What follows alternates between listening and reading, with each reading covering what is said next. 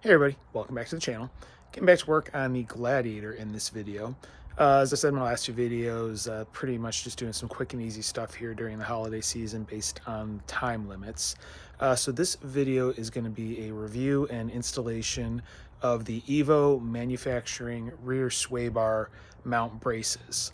This is one thing on the Gladiator, it's a little weak. The metal area where the sway bar link bolts to the frame, it's pretty fragile and it can bend and shear under too much load. So they make this nice little brace, goes in there, much thicker steel, and will give you a lot more support to mount the sway bar link to. So what I'm gonna do is go ahead, get the camera turned around, walk you through where this is gonna go in, or where this is installed at, and everything that needs to be removed and what needs to be done to install the parts. All right, so my truck is filthy right now. That's going to make this that much more fun. But basically what we're doing is right there you can see the thin metal that the sway bar upper mount bolts to. It is definitely an area that it can shear very easily as far as the welds go. So what this new kit does is it will put a support from that mount block there, and then it goes behind the two bolts that you can see there for that mount on the frame. So you have 3 areas of support bolting it to the frame, and it is a 1/8 inch steel plate that'll fill in that space.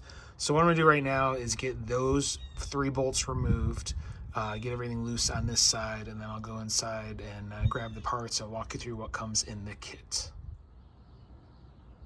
All right, and you can see hardware is now out.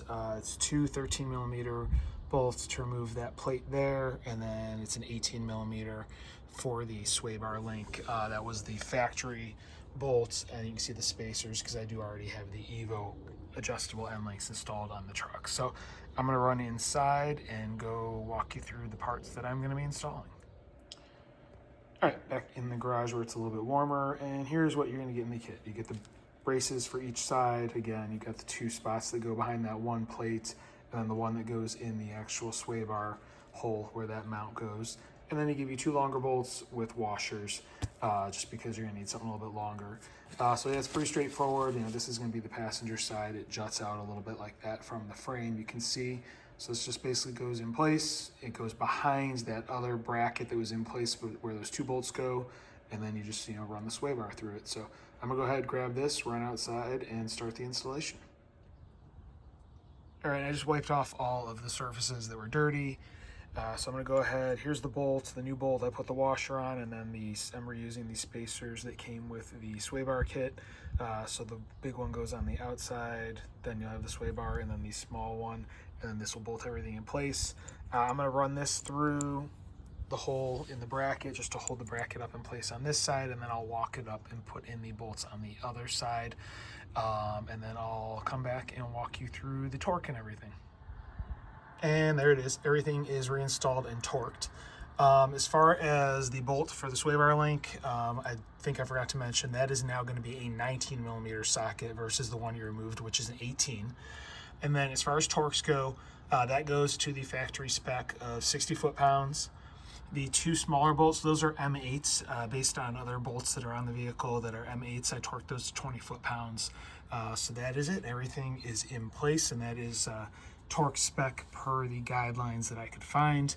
As far as the installation, everything is pretty straightforward. Like I said, I put the bolt through the sway bar link, got that loosely mounted in place, and then I just basically rotated it up into place and then put the original bracket on the outside, and the new support is in between, and everything is now torqued to spec. So that being said, I'm going to go ahead and start on the driver's side and get that one taken care of. All right, on the driver's side, everything is removed. One thing I'll bring to your attention is you do have an additional bracket on the driver's side that goes between the one that you can see there dangling and the frame. So what I will do is I will stack this side. It's going to be the EVO brace will go under this, and then the original bracket that's still in place goes on top of this. So that's going to be the order everything gets installed. So just keep that in mind when you have to put everything back together. I'm gonna go grab the parts out of the garage and start getting this reassembled. All right, and there you go. Everything is reinstalled, torqued to spec. Like I said, 60 foot-pounds on the sway bar link bolt and 20 foot-pounds on these small bolts. And there you go, job done. All right, well, that is going to wrap up the installation. As far as a review on the parts, definitely seems like a pretty well-built unit, nice and solid. Comes with everything you need to install other than instructions, but it is pretty straightforward. It did come very well wrapped up and packaged, so no issues there. And the installation was pretty much a breeze. So I think this is going to do a good job of supporting that little flimsy bracket that the sway bar normally bolts to. And I am pretty impressed with the overall quality, fit, and finish. So that being said, I'm going to wrap this up. If you have any questions or comments, leave them in the comment section below. I do review them and I will reply. If you want to follow along, see what else I'm going to be doing with the Jeep, please hit like, please hit subscribe, please hit the notification bell. And that being said, thank you very much for watching and have a great day.